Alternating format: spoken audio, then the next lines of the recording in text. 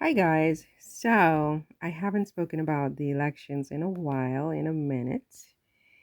And usually, when I speak about the elections, I get in trouble anyway. Even with some squatties who are very, very staunch Democrats and um, who feel that I am too pro Trump and I'm unfair to Harris and so on and so forth. And look, as I said from the beginning, these are just my opinions. I'm not a political expert. I'm not a pundit. I don't understand anything about politics. I just have knee-jerk reaction to these things.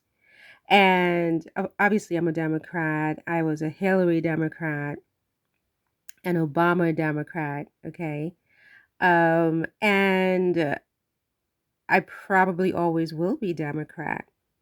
But I feel and I felt that this was not the election cycle for a Harris candidacy because too much is at stake. And you're asking American voters who have always voted for white males as their president, except for that one time they voted for Obama, who's only half white male, okay? You're asking them to vote for a woman who is, you know, what Kamala Harris is, right? And you're asking me to say this was a brilliant move in this election cycle. And I can't say it. I can't say it. I can only say that I better be wrong. I can only say that I hope I'm wrong because if I'm right, I mean, a lot of people are in a lot of trouble. A lot of people are in a lot of trouble. Um, and I've always said, I've been very transparent. I'm not a Trump hater. I'm not a Trump hater. I just don't want him to have a second term because I don't want to deal with the social drama that's going to take place when he becomes president and he exacts his revenge and, you know, all the rest of it. I don't want to deal with that. And I'm sure that a lot of people don't want to deal with that either. And that's why if I were a political pundit or campaign, whatever these people are talking about, I would have strongly advised that, first of all, if Biden, I would have kept Biden, even though he's, got some issues. He clearly had some issues in that one debate he did against Trump. It was bad. And I understand why the Democrats panicked and they said we need to get Biden out because we can't win.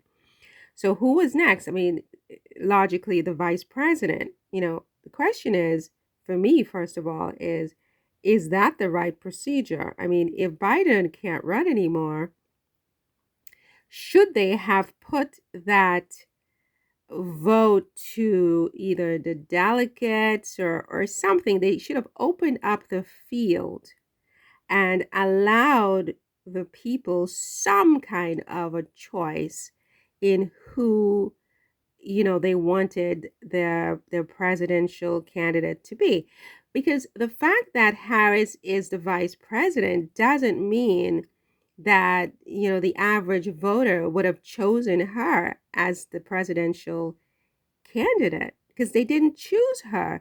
Biden chose her. Biden was the one who was chosen by the people.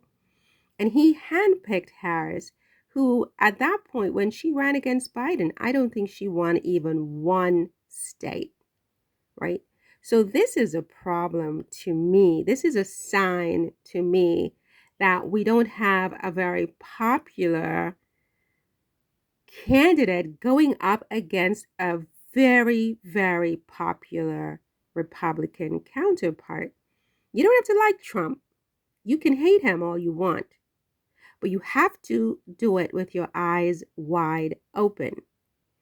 You hating him is your business. There are people who equally love him correspondent to your hate, and a lot of people. You're talking about 50% of the American voting population or more. Because I don't trust people who say, oh, I hate Trump and Trump is this. They do it even here in France.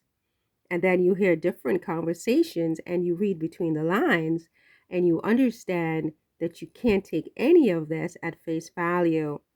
You cannot take anything anyone says about Donald Trump at face value. It doesn't matter how honest the person seems to be. They are lying.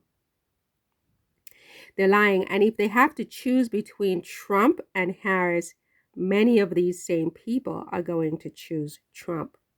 Now, I hope Harris wins. I hope I'm wrong. But I would be more surprised if she wins than if she loses in a landslide. Like she loses every state. That's how bad I think it could be, right? That's how little trust I place in people's words about, oh, I hate Donald Trump and da da da. You saw all the big rallies that Kamala Harris and her counterpart had over the summer, right? I mean, it was just like Party Central. You saw how everyone responded after the debates, right? So why are they 48%, 48%? That doesn't make any sense when you consider the fact that this man, Trump, is quote unquote a convicted felon, is quote unquote this, is quote unquote that, right? Despite all that, he's still dead heat. This doesn't make any sense. One thing Americans love in droves is drama. They are a movie-centric, Hollywood-obsessed country. They love high drama, right? What higher drama could it be for the average American? And this includes a lot of Black males, apparently, who are not voting for Kamala Harris at all. They're saying the worst things about her on social media. A lot of them with big followings and huge influence, right? What bigger drama could there be for a candidate like Trump to come back from the ashes, right? To come back from all of those lawsuits and convictions, right? And get his second term and get his revenge. Americans like these kinds of scenarios. That's number one. Number two, there is the truth of the matter is, I heard someone say this, and it was a Black male, and I didn't agree with everything he said, but one thing he said was that Kamala Harris is not an orator. She's not like an Obama who, when he speaks, you get excited and you get riled up and you're screaming and shouting and she's not dynamic. I mean, Trump is more dynamic than Kamala Harris. This is a truth. What he says could be 100% lies. It could be 100% inflammatory and so on and so forth, but it's also 100% dynamic, right? Okay, it's true that apparently, according to all of the pundits and the YouTubers who lean left, that people have been leaving his rallies lately. I don't know. I've never been to a Trump rally. I don't follow the Trump rally on social media. I don't have time. But apparently people have been leaving his rally, they tell us. But still, people have been going to this man's rally since 2016. Okay? That's more than 10 years. Okay? I mean, 26, well, is it more than 10 years? No, it's not. It's almost 10 years. 2016, 2032. No, I can't count anymore. Forgive me. I got a C minus in math. Okay. But from 2016 to 2020 is 4 years. And from 2020 to 2024 is 8 years. So, for 8 years, people have been following this guy and listening to him and being amused by him and whatever. They like listening to Trump. It doesn't matter if he's lying. Do people like listening to Kamala Harris? I don't think so. I think they listen to her because she's the candidate and they listen to her out of respect as the candidate. But she's not a dynamic speaker. And in politics, I think you need that. I think you need that.